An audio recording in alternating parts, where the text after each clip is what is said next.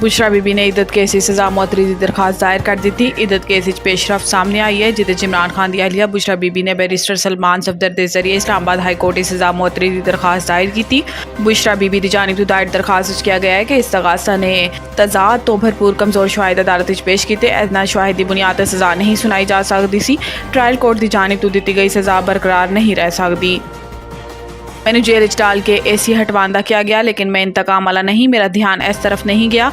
Nawaz Sharif सेनेटिज पार्लिमानी party के अरकान नाल गुफ्तगू करते हुए नवाज शरीफ ने कहा है कि परवेज़ मुशर्रफ दुनिया तो चले गए, शिकवा हुण की होएगा की वजह से कि परवेज़ मुशर्रफ ने हुकूमत नूं बाहर फेंकिया। एटमी बटन दबाण ते 6 एटमी धमाके करन वाले वज़ीर आज़म नूं यह सिला दिता गया। इन्होंने कहा है कि जंगला बस कहने वाले अरबा रुपए खाकर गायब हो गए। मेट्रो बस नूं जंगला बस कहने वाले मुल्क उजाड़ के चले गए। पिशावर मेट्रो बस घपला की इंक्वायरी सामने नहीं लाई गई। साबिक वज़ीर आज़म का कहना सी कि कौम नूं भी मुआजना करना चाहिए कि कौन की करके गया है। हक नूं हक ते सच नूं सच कहना होएगा। पाकिस्तान गरीबां दा जीना मुश्किल कर दिता गया है। रोटी मैसर है ना सालन, बिजली इतने ऊंचे रेट ते मैसर है। मैं ते घर घर बिजली पहुंचा कर गया सी।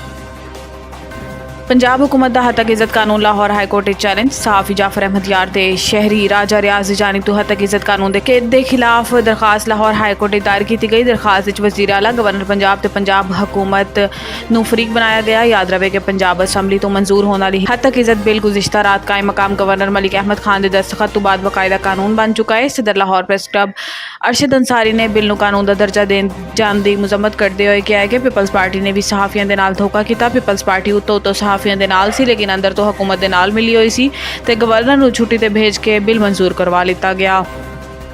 वज़ीर दाखिला दी सैकटरी जनरल UN नाल मुलाकात। पाकिस्तानी पुलिस की अमन मिशन से बहाली ते गुफ्तगू। विफाकी वज़ीर दाखिला मोहसिन नकवी ने अक़वाम मुत्तहिदा के हैडक्वार्टर न्यूयॉर्क के सैकटरी जनरल UN तो मुलाकात की, जिहदे बाहमी दिलचस्पी के अमूर ते दहशतगर्दी तो निपटन लई मुश्तरका इकदामात ते तबादला ख्याल किया गया। मुलाकात अक़वाम मुत्तहिदा अमन मिशन पाकिस्तानी पुलिस अफसरान की बहाली ते पाकिस्तानी दस्तां की तादाद वधाण ते गलबात की गई। ज़राए के मुताबिक विफाकी वज़ीर दाखिला की काविशन तो कोई बरस तो पाकिस्तानी पुलिस अफसरान की UN अमन मिशन तैनाती का रुका होया सिलसिला दोबारा बहाल होएगा तो जल्द 128 पाकिस्तानी पुलिस अफसरान UN जा सकणगे।